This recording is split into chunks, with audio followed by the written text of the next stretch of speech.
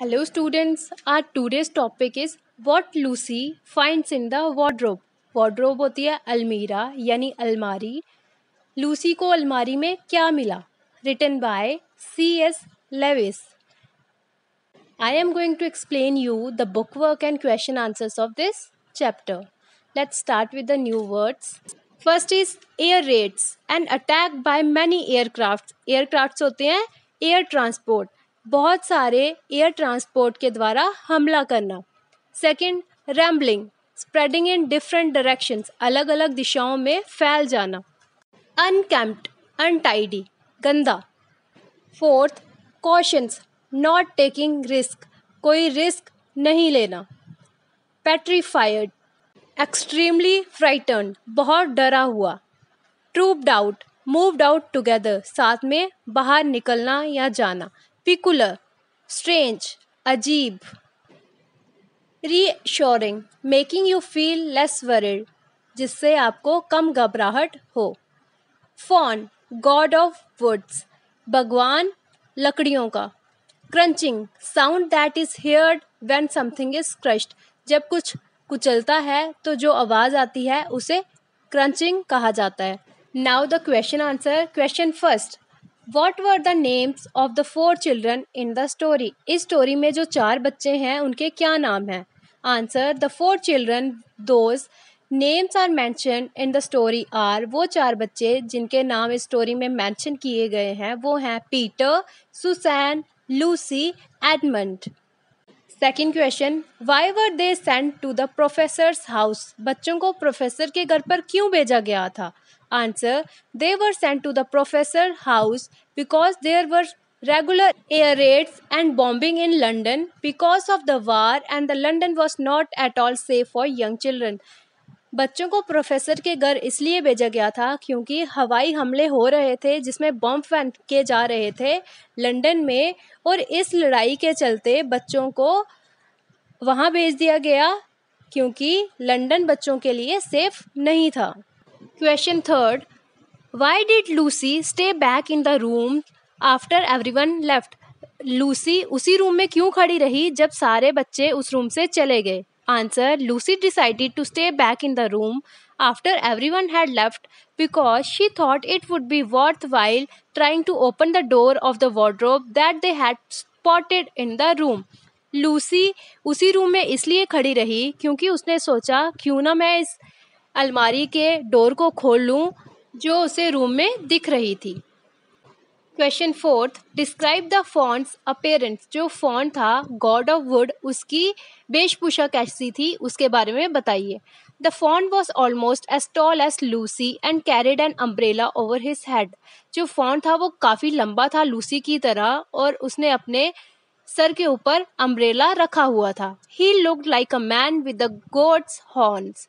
वो आदमी लग रहा था लेकिन बकरियों के जैसे सींग होते हैं वो उस पर भी लगे हुए थे. Ears, legs and tail. Ears भी उसके बकरियों की तरह थे, लेग्स और टेल भी वैसी ही थी. He had a gentle face. उसका बहुत जेंटल फेस था. His skin was reddish because of the snow. और उसका फेस जो था वो लाल रंग का हो गया था क्योंकि वो स्नो में था. He wore a red woollen muffler around his neck. और उसने रेड कलर का मफलर जिसे आप स्कार्फ कहते हो वो अपने नेक के इर्द गिर्द पहना था. Next, reference to context. It was the kind of house that seemed to never end. There were doors everywhere loading to empty bedrooms or hallways. ये एक इस तरह का घर है जिसके कमरे कभी ख़त्म नहीं होते और यहाँ सिर्फ डोर ही डोर हैं और खाली बेडरूम्स हैं और बड़े बड़े हॉल्स हैं. Describe the house. घर के बारे में बताइए. Answer, The house was far bigger as compared to any other house which Lucy had come across so far. ये घर बहुत बड़ा था बाकी घरों से जो लूसी ने पहली बार देखा था और लूसी पहली बार ऐसे घर में आई थी. It had long corridors and empty rooms which made Lucy feel scared. इसमें बड़े बड़े कमरे, हॉलवेज थे जिसकी वजह से लूसी डर रही थी. There were doors everywhere leading to empty hallways or bedrooms. और यहाँ हर जगह दरवाजे ही दरवाजे दिख रहे थे जहाँ पे सिर्फ बेडरूम्स और हॉल यानी बरामदे थे. Next B, why did the children find the house fascinating. जो बच्चे थे उनको घर बहुत अच्छा इंटरेस्टिंग क्यों लग रहा था? Answer, the children found the house fascinating because it was much larger than any other house the children had lived in और इवन विजिटेड बिफोर।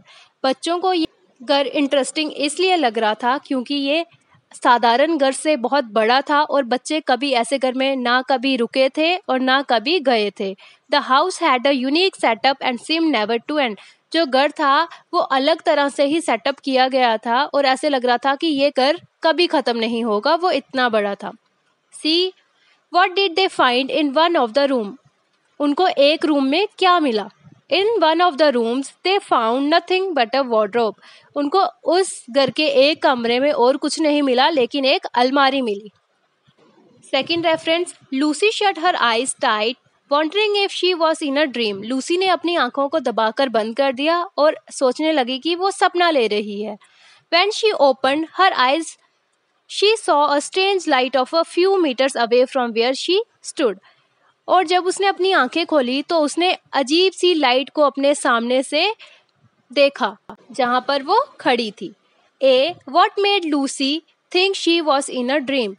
किस वजह से लूसी को लग रहा था कि वो सपने में है? Answer, as soon as Lucy open her eyes she saw a strange light. जैसे ही लूसी ने अपनी आंखें खोली उसने एक अजीब सी बिजली देखी। She felt something crunching under her shoes. और उसे कुछ फील हुआ जैसे उसके पाँव शूज के नीचे कुछ कुचल रहा हो।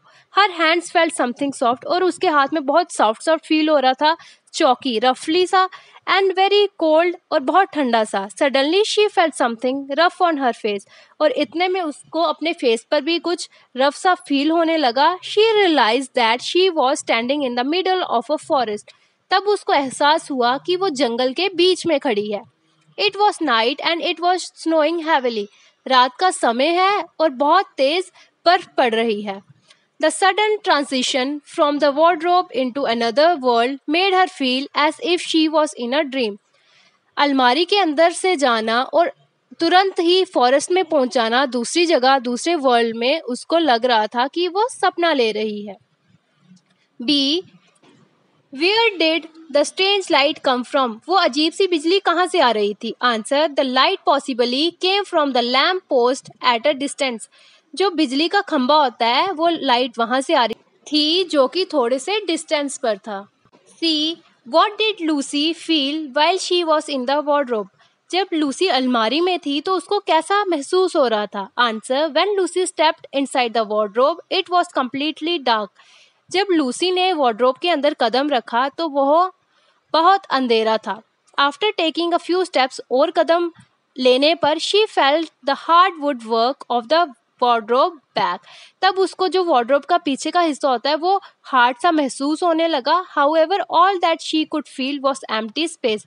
बाकी उसे जो महसूस हो रहा था वो खाली जगह थी उस वार्डरोब में।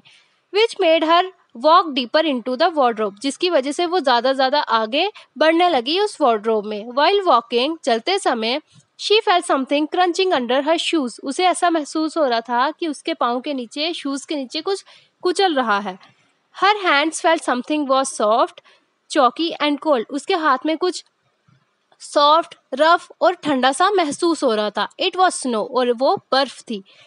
दो शी वॉज फ्राइटन, और वो डर गई। At the same time she was curious to know what was ahead. डर भी गई थी और उसको ये भी था कि वो जानना चाहती है इसके आगे क्या होगा।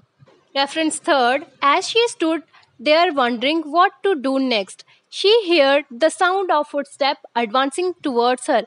जैसे ही वो खड़े होके सोच रही थी कि अब आगे क्या होगा, इतने में उसे कुछ कदमों की आवाज आने लगी जो उसकी तरफ बढ़ रहे थे।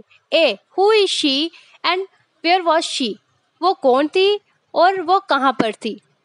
Answer, Lucy is referred to as she. Lucy जो थी उसको शी कहा गया है इस पैराग्राफ में। In the extract, she was in the middle of a forest. और वो जंगल के बीच में थी। Standing near a lamp post, और लैम्प पोस्ट बिजली के खंबे के पास खड़ी थी।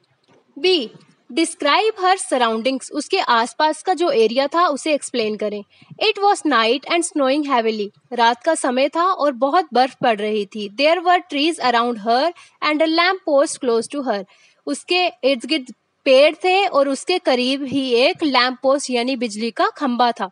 बिहाइंड हर, उसके पीछे, Lucy could still see the door of the wardrobe, उसके पीछे वार्डरोब का दरवाजा था। दो she had entered in the wardrobe, जिसके वजह से वो एंटर हुई थी उस वार्डरोब में। सी व्हाट हैपेंड नेक्स्ट, उसके बाद क्या हुआ? Answer, she here the footsteps of someone advancing towards हर, उसे किसी के कदमों के चलने की आवाज आने लगी जो उसकी तरफ बढ़ रहे थे। Soon she came across a peculiar creature, और जल्द ही वो एक अजीब से प्राणी के पास पहुंचती है। विच लुक्ड लाइक अ मैन, जो एक इंसान की तरह लग रहा था, but had ears, legs and horns and tail like a goat, लेकिन उसके कान, लेग्स और हॉर्न यानी सिंग और टेल जो थी वो बकरी की तरह थी। इट वॉज अ फॉन, और वो फॉन था। फॉन होता है वुड यानी लकड़ी का भगवान। Up next, bookwork. Write two synonyms of the words given below. One has been done for you.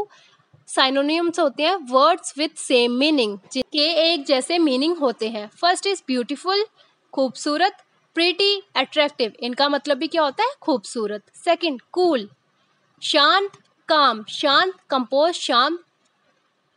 Third, and, conclusion, stop, खत्म यानी। फास्ट, स्पीडी, क्विक, तेज, ग्रेट, एप्रिशिएबल, एक्सेप्शनल, महान। नेक्स्ट, एंटोनियम्स। एंटोनियम्स होते हैं वर्ड्स विद अपोजिट मीनिंग्स, जिनका मतलब अलग हो। First, जैसे आपको अंडरलाइन जो दिए गए हैं, आपको उनके ही एंटोनियम्स निकालने हैं। हैप्पी का अनहैप्पी। सेकंड, प्लेंटी, ज्यादा, लिटिल, कम। सेकंड, अराइव्ड, आना, डिपार्टेड, जाना। अस्लीप, सोना, अवेक, उठना। ब्लंट, जो तेज ना हो, शार्प, जो तेज हो। क्रुक्ड, गंदा, क्लीन, साफ। नेक्स्ट एक्सरसाइज है, rewrite the following sentences using the correct form of adjective. जो करेक्ट एडजेक्टिव है आपको वो लगानी है। आपको ऊपर बॉक्स में दिख रहा होगा पॉजिटिव, कंपैरेटिव, सुपरलेटिव। ठीक है, जैसे पॉजिटिव में है स्मॉल, कंपैरेटिव में है स्मॉलर, सुपरलेटिव में है स्मॉलेस्ट। हम पॉजिटिव डिग्री का वहाँ इस्तेमाल करते हैं जहाँ कोई भी कंपैरिजन नहीं किया गया हो किसी से, और कंपैरेटिव डिग्री जो है उसका इस्तेमाल हम तब करते हैं जब दो लोगों या दो चीज़ों की बात हो रही हो।